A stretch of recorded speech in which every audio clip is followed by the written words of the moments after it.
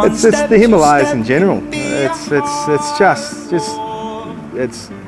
hard to explain, but it's just beautiful. You go over one peak and into another and into a valley, and it's beautiful. And then you go around a mountain, and it's beautiful. And it's go through a village, and you don't know whether you're going to come out alive from the other side of the village with the traffic, and it's on edge. It's just one minute you're on edge about whether you're going to survive it, and the next minute you're looking at these beautiful mountains, and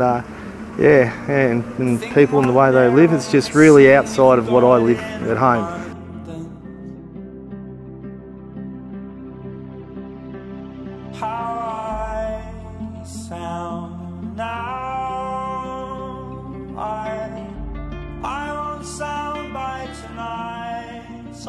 This trip for me, I was not going to come on the trip, but I just come back from a mountain biking trip in the US for 2 months, and I came back and I heard my friends were going on another motorcycle tour in India, and I thought, okay, that sounds good. And I heard it was going over the Satch Pass, and I knew the Satch Pass was pretty dangerous. It's very steep up, very steep down. Coming up to the pass, the road was very good. The road was better than I thought it would be, and we had really good weather. When we got to the top, we had a little bit of cloud coming in, and then we started to go down the other side. The cloud came in a little bit more when we maybe dropped 300-400 metres. We had some lunch, and then the rain started. And I thought, okay, we don't have too far to go.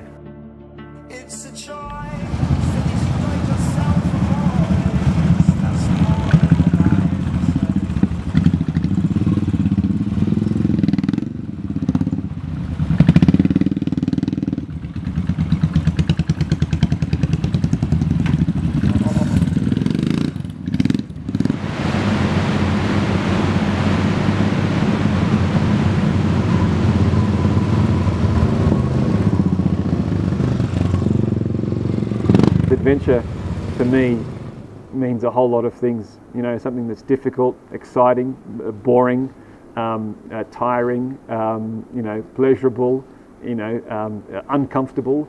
That's what an adventure is. It's not just all plain sailing. So yeah, adventure is the way I describe it.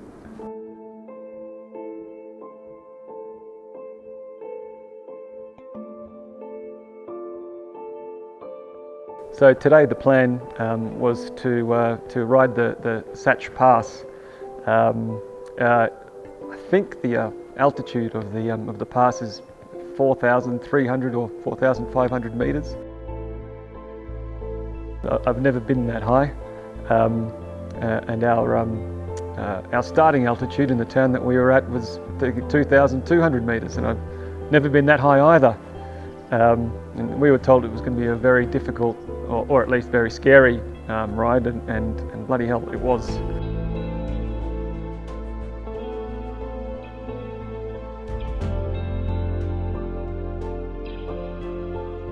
The climb up wasn't too bad. There were big drop-offs, and but the views were great. So I've never ridden a motorbike off-road before, certainly not a road bike with slick tyres like these have, and I'm smiling a lot now because I survived and it's over. It was steep. The rain started coming down. The road was okay, it held up, but there was a lot of mud. So we finally got onto some bitumen after the mud, after the rocks, after the scary cliffs, and we got into Killer. We went up the hill, did some more switchbacks, ended up going the wrong way on some advice of some locals. We then arrived at the hotel, got inside, got all our wet gear off.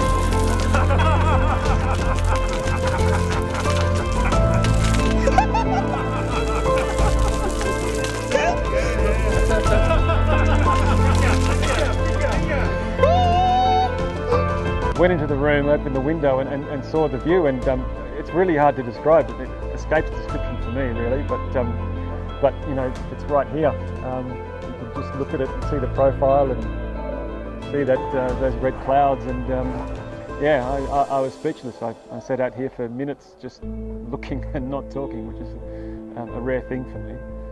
So yeah, a spectacular, scary, difficult day with a beautiful ending.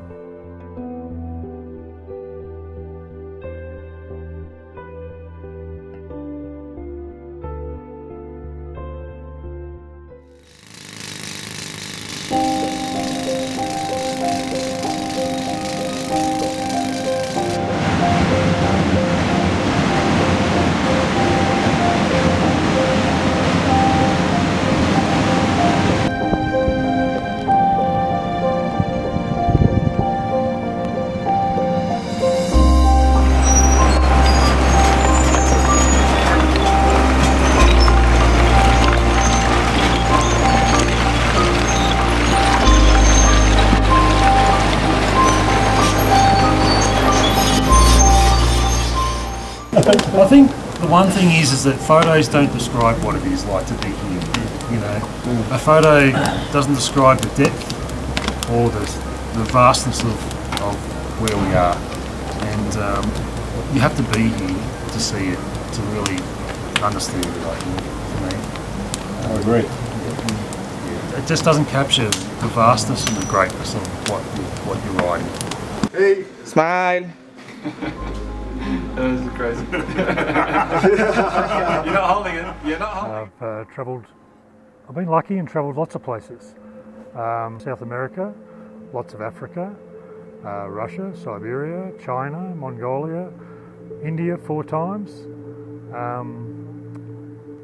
lots of places. Syria, Egypt, Morocco, Tanzania, all sorts of places. I started riding about at least 40 years ago or more, and it gives you an individual experience with no one sitting next to you to tell you where to go or what to do. We lived on a property with some acreage, and when they were younger I bought them small motorbikes and they rode on the farm.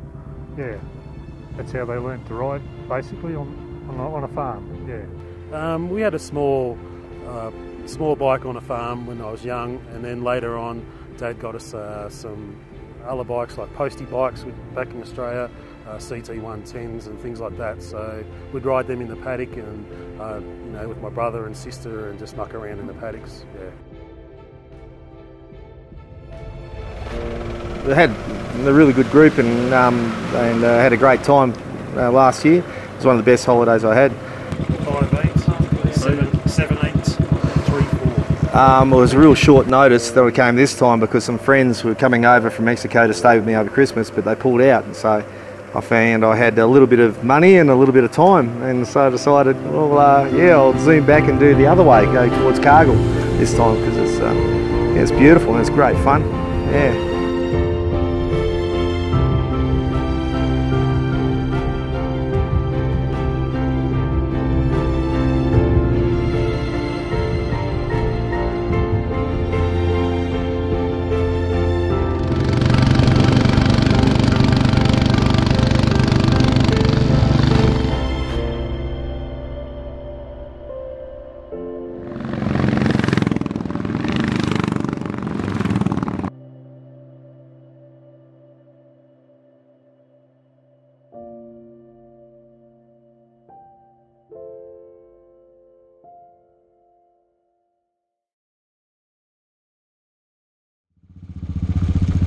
You're totally involved. You're totally mind and body. The connection is there because you think of nothing else but this is where I'm going. Off this rock, around here, over there, and you're picking your line all the way through. And it's like meditation on 2 wheels, which I think is a really good way to do it because you're totally absorbed in the journey. And that's for me is what this is all about. And when you go on these trips, it really pushes you beyond your limits. And I think it's a good thing to do. Totally engrosses you in what you're doing, and it's not too much of a problem because you know when you get to the end, there's some drinks available, You can have a shower and everything's good again, and then you embark on the next day's trip.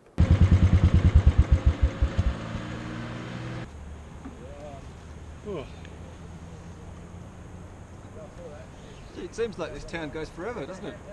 Oh, just villages just strung out all along. It's a beautiful valley. Yeah.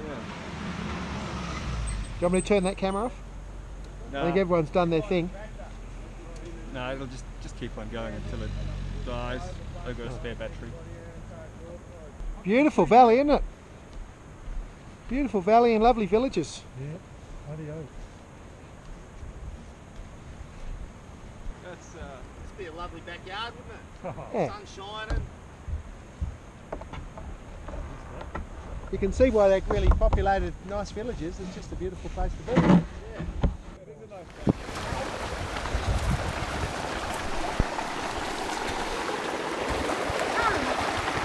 So around here, we're searching for the eggs from the kingfisher. Kingfisher eggs, yeah? Around here, and sometimes they're in water. We'll have a look. Any kingfisher eggs? Oh, look! Kingfisher eggs. Yeah. Sodo. Very nice. Very nice. Kingfisher egg. Tin. Jar. Char. Punch. Okay. Kingfisher eggs. It's good to go hunting for kingfisher eggs. Let's go.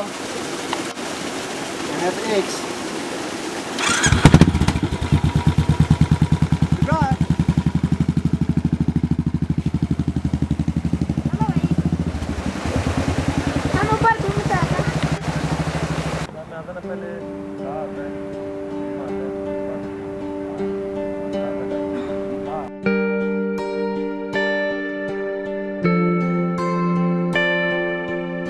नमस्ते uncle ji.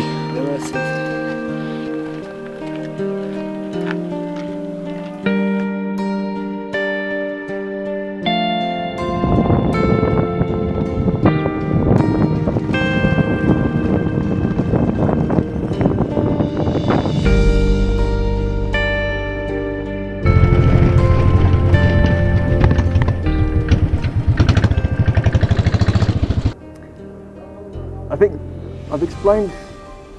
I explained to a friend of mine once that if you're in a mountainous region and you wake up in the morning, you know, the sun's risen and you look out the window but you don't see any sky, you see mountain, because that's how high they are, and it's really difficult, I think, to describe in words to certainly someone from Australia who hasn't been in alpine country.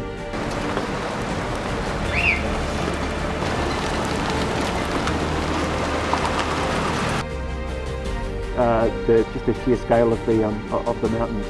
It's, you know, they surround you literally. You know, I know that if I look over there, just through those trees, there's a mountaintop, you know, looking at me. You know, sunset is, you know, an hour or two earlier because the mountains get in the way. Yeah, you can't see very far apart from the mountains. So yeah, that's how I guess I'd explain that landscape.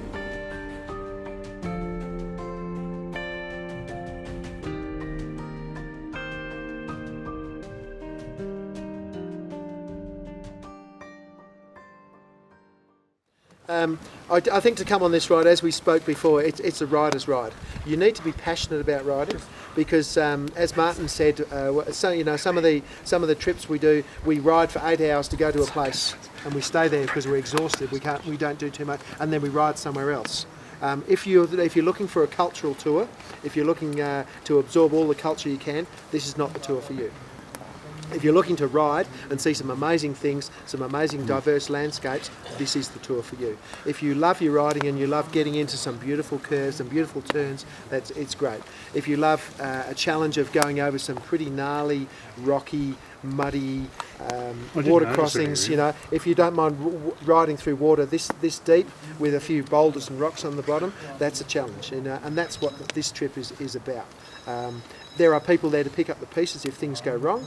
There are also people there to take photos of you while you're lying in the water or the mud. And but it's all that camaraderie and that whole team challenge thing. I think is there for everybody.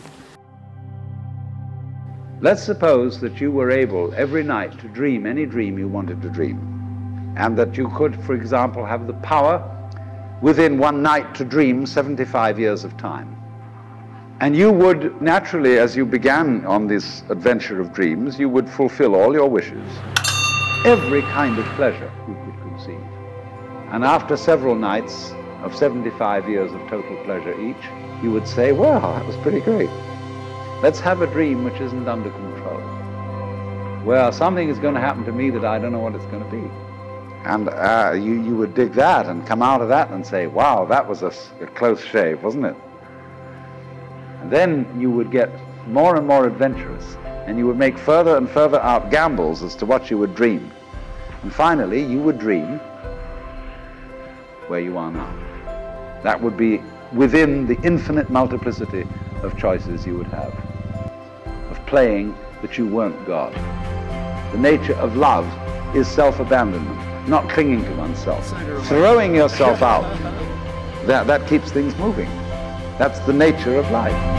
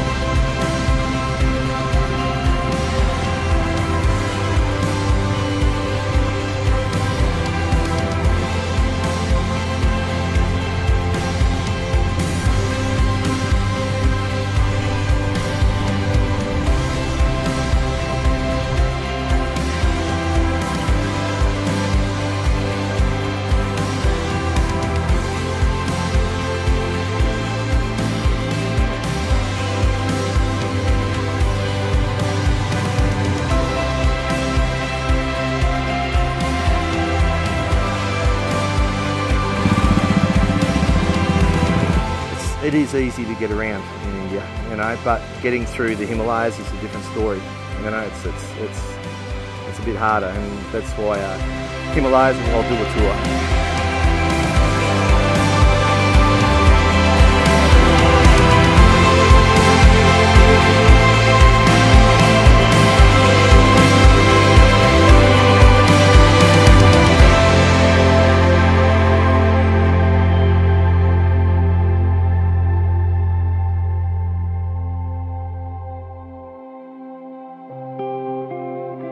I don't think you can get away with coming out of the Himalayas like we've seen, not feeling a little bit spiritual, you know, inside. Honestly, it's when you're looking over the top of those mountains and some of these passes, and it does, yeah.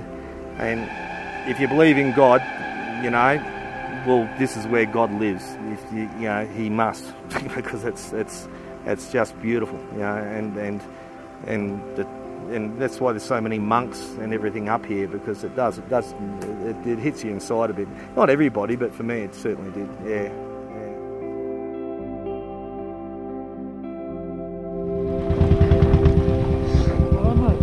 That was fun.